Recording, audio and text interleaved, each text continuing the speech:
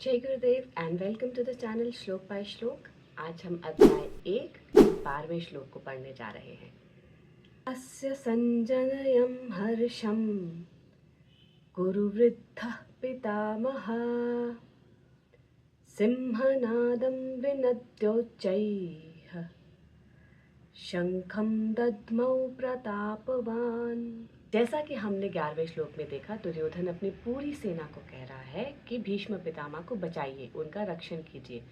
तो भीष्म पितामह ये जानते थे कि दुर्योधन ऐसा क्यों कह रहा है। वो ऐसा इसलिए नहीं कह रहा कि मेरे पितामह को बचाइए, मुझे उनके प्राणों की चिंता है क्योंकि वह मेरे अपने हैं।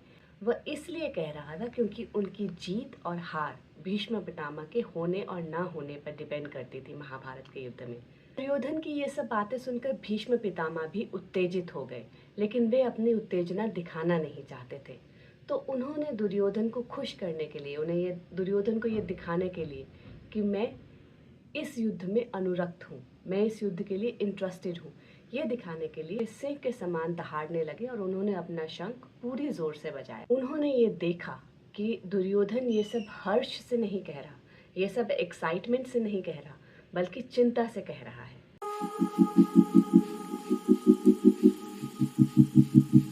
जब हम चिंतित होते हैं तब हम क्या करते हैं?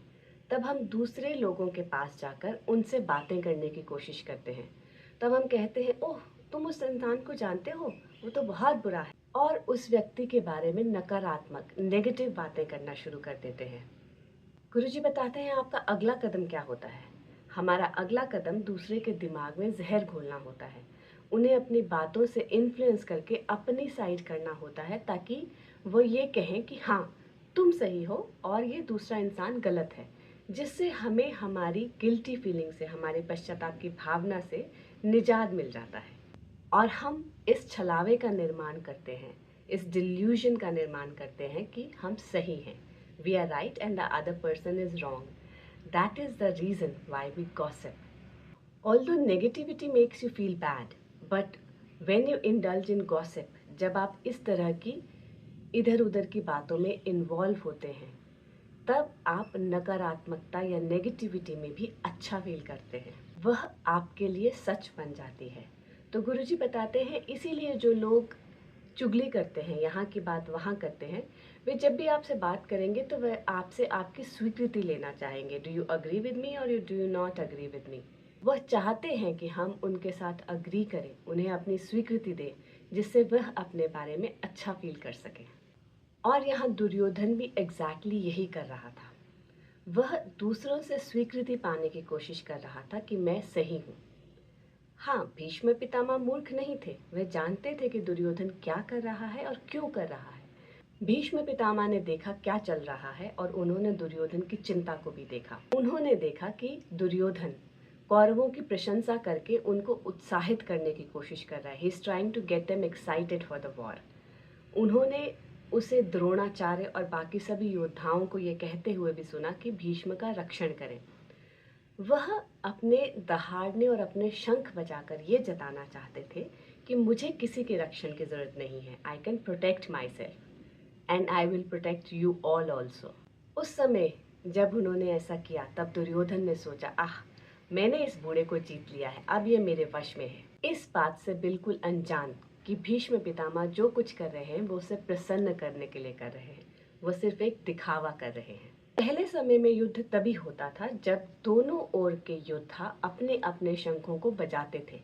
That would indicate that the war has started. यही दिखाने के लिए कि अब युद्ध शुरू हो चुका है, भीष्म पितामह ने सबसे पहले अपने शंख को बजाया। पहले समय के यही नियम थे, उत्साह दिखाना अनिवार्य था। तो यही उत्साह जगाने के लिए भीष्म पितामह ने अपना शंख बजाया। गुरुजी बताते हैं कि इस युद्ध का होना पूर्व निश्चित था। अगर ईश्वर स्वयं भी चाहते इस युद्ध को रोकना तो वो नहीं रोक सकते थे, क्योंकि इस युद्ध में अधर्म मौजूद था और अधर्म का निवारण करना अनिवार्य हो चुका था।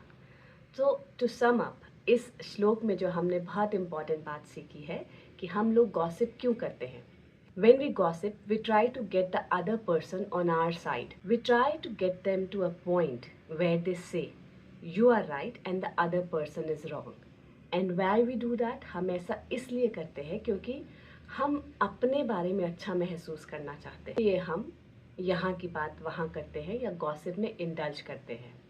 अगर आप ये जानना चाहते हैं कि भीष्म पितामह किसके प्रतिनिधि हैं, who is Bhishma Pitamah representing, screen पे दिए गए राइट लिंक पे क्लिक करें। अगर आप ये जानना चाहते हैं कि दुर्योधन किसका प्रतिनिधि है, तो स्क्रीन पे दिए गए लेफ्ट लिंक पे क्लिक करें। 12वें श्लोक में इतना ही है। नेक्स्ट श्लोक के साथ फिर मिलेंगे, तब तक के लिए जय गुरुदेव।